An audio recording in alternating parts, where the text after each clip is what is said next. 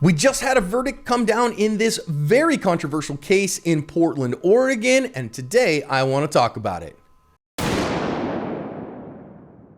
Hi everyone, welcome to today's research-informed defensive lesson here at Active Self-Protection. I'm your host, John Correa.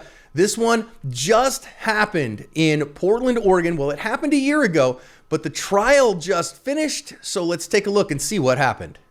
To win the fight after the fight, you need help. After a use of force, I trust Firearms Legal Protection to help me win the fight for the rest of my life.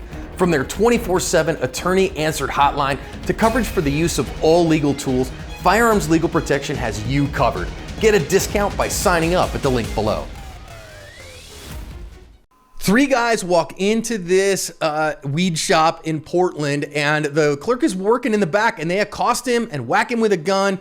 Pointed at him, he says, "Fine, I'm out of here," grabs his bag and walks out the front door. They let him go and then keep robbing the store. Well, he's gonna walk around the corner there and pull a gun out of his bag, load it, go back to the drive-through window and start blasting. And he shot two of the three of them, hit two of the three of them, and two of the three of them took the weed shop temperature challenge. The third one ran off.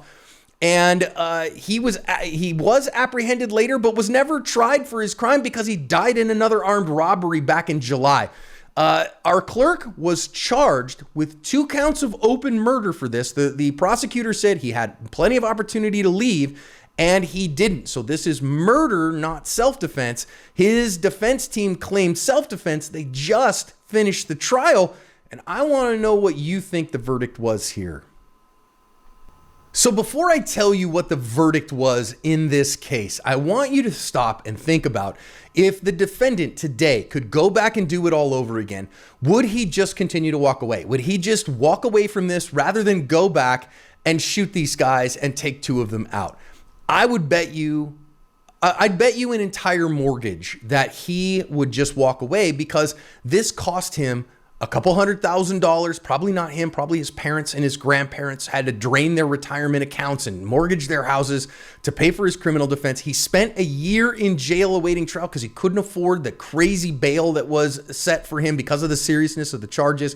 And he was staring at 40 to 60 years in prison for it and had to deal with that every single night for the last full year. So what do you think? Would he go back and redo it? I think he certainly would and just walk away. The jury found him not guilty. The jury acquitted him of all charges in this one, and we're going to talk about why in the lessons.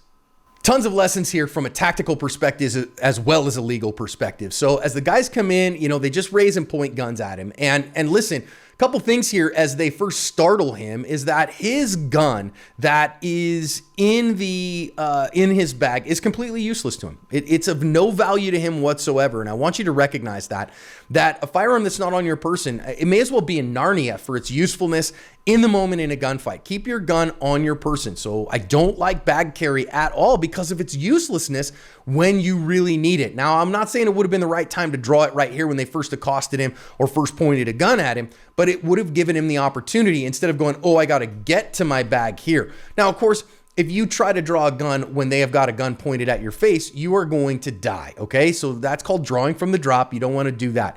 I want to note here that they are pointing a gun at him and in the commission of a robbery. They're in the commission of a felony and using the threat of death or great bodily injury to accomplish that felony. That is an important lesson as part of why the jury acquitted our defendant here, okay? So that's going to come back for us later. Hang in there because I'm going to explain Oregon law here and why there's a particular facet of Oregon law that came into play here that I think was really, really critical to the jury because they pointed a gun at him, threatened his life in order to steal from the shop. Now he's got his gun now. He's got his bag and the gun, but notice the guy is pointing a gun at him, okay? Here's another iteration that I think drawing from the bag because he's got to draw it and because it's sitting in a bag, he has to chamber it. Bad idea. We'll talk about that in a minute. There's no way he can draw this here because the guy's just going to get ahead of him and he's done.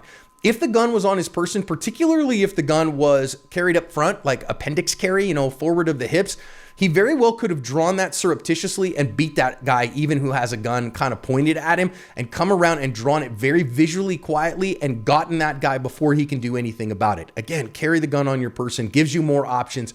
Options are good because they buy you time. Now, where our guy is really going to have problems is he got away from this and then went to draw his gun. And this is where the prosecutor is going to start having trouble. Now, I don't have a problem with him drawing his gun here. If you go read the news stories that I've linked in the description, that gun actually had no serial number. And even though that's illegal in Oregon to possess a gun without a serial number, they didn't end up charging him with it. I'm not sure why. I'm glad, but they didn't. But okay, if you're like, man, I'm worried they're going to come out after me and kill me because they know that I saw them. I don't have a problem with him doing that. Take a defensive position, right? Get into a good defensive position and get on the phone with 911 and get the cops there. Outsource your violence if at all possible, because when you reinsert yourself into violence, it's dangerous for you, both from a tactical perspective and from a legal perspective. Notice here that, again, because he had a gun in a bag, he had to chamber that gun. Now, of course, I would not recommend you carry a gun in a bag that you don't have a fully closed trigger guard holster on that gun.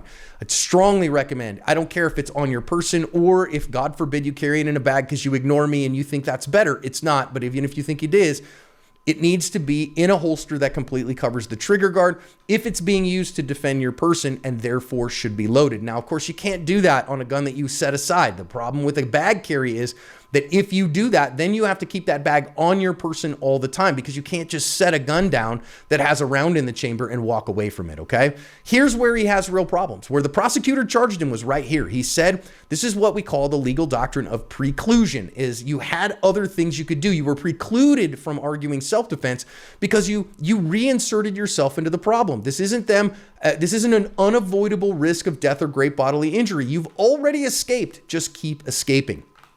And that's why they charged him. And they said, man, this is murder, the prosecutor said, because you were away from the problem already. You caused a second fight, and therefore this isn't self-defense. And that's why they charged him. Now, we'll talk about why the defense argued successfully the other way.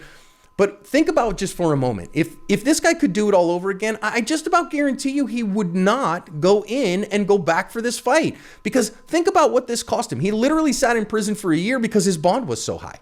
And he didn't bond out and was eating government bologna sandwiches for an entire year while he was waiting for trial, while his attorneys were working. Speaking of his attorneys, cost $250,000. He works at a weed shop, guys. He doesn't have $250,000. That means his parents and his grandparents drained all the money they worked their whole lives for, from their home equity, from their retirement plans to pay for his defense.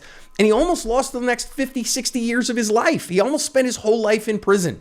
So avoid gunfights if at all possible, okay? Now he chose, nope, I got to go back and do something about this. Okay, I think it's a foolish idea because of what I just said. But now he comes back and he blasts at these guys. He just walks through the window. Now, again, what the prosecutor said is these guys, when you look at the surveillance video, now they didn't release this portion of the surveillance video, but they said the guys had their guns put away, had their backs to the window here, so they weren't threatening him at all. So no dice here, not self-defense. However, the Oregon revised statutes are important here, okay? So the Oregon revised statutes 161.219, the limitations on the use of deadly physical force in defense of a person say this: notwithstanding the provisions of Oregon revised statutes 161.209, a person is not justified in using deadly physical force upon another person unless the person reasonably believes that the other person is, number one, this is the important part, committing or attempting to commit a felony involving the use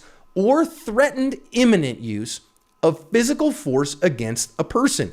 So these guys are still committing armed robbery, right? So they pointed a gun at his face. They roughed him up when he was in the shop. They are committing armed robbery. That is a felony that involves the use of force. Therefore, by the Oregon statutes, by this Oregon statute, he is justified to stop that. They are currently in the commission of a crime. So it says in the statute that, hey, you're not justified to use deadly force unless one of these few things is true. And number one was someone is in the commission of a felony that involved the use or imminent threatened use of physical force in that felony. And that's what happened here. So it's actually kind of interesting that Oregon has actually got a very lax law here, that it's not even armed robbery that justifies a use of deadly force to stop it, but strong arm robbery is a felony and therefore justifies a use of deadly physical force. And that is what the defense team argued at trial. You can go read the news stories. Even the charging affidavit is in the news stories that I have linked in the description. And you can see, hey, this by the statute is a justified use of deadly force. Now, I don't know if they hired a use of force expert or if the lawyers just came up with that theory and used it successfully. I'm not sure. I was not involved in this case at all, but I will say the black letter law, given the facts of the case here, the fact that they were in the commission of an armed robbery still when he accosted them, even though they weren't immediately an imminent threat of death or great bodily injury to him, I would say this is not a case of where I would argue self-defense. This is a case that I would argue justified use of deadly force, because it was justified that he used deadly force under the Oregon revised statutes as they are written, and therefore the jury agreed. Now, some of that it might be because the jury's just tired of armed robbers, and so they said those guys needed killing and we're done with this, and that happens as well. Now, as a final word, I want to be really cautious here, and I don't want anybody walking away from this one going, heck yeah, man, we need more of that, and that's great, and this guy's a total win, and those punks took the asphalt temperature challenge, a weed shop temperature challenge, and so we need more of this. Hey, listen, I think it was justified conduct, and I'm glad that this guy is not in prison because what he did comported with the law. I want to recognize, I don't want to gloss over what this cost him. It cost him literally a year in jail awaiting, not prison, mind you, but the county jail awaiting for trial because his bond was so high.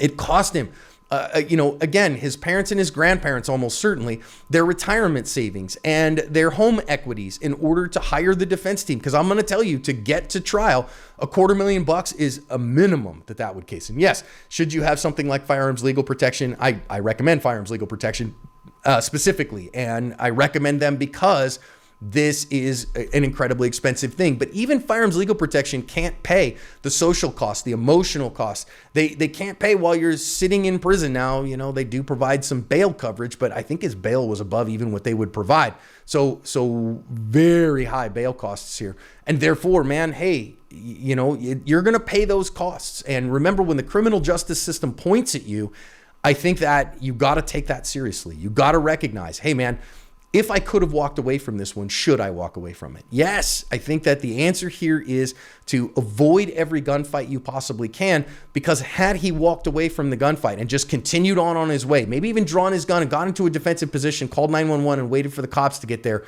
then he's outsourced his violence. He doesn't have the criminal justice system pointed at him. Now, yes, that maybe would have said, wait a minute, those other two guys could have gone on to rob other people, but the cost to him was so high because the criminal justice system pointed at him. I'd never recommend turning back around and going and getting in an optional gunfight, because the process is the punishment. Even if technically it was justified, it was stupid. It exposed him to additional risk and exposed him to significant legal risks as well. Thankfully, he beat those odds.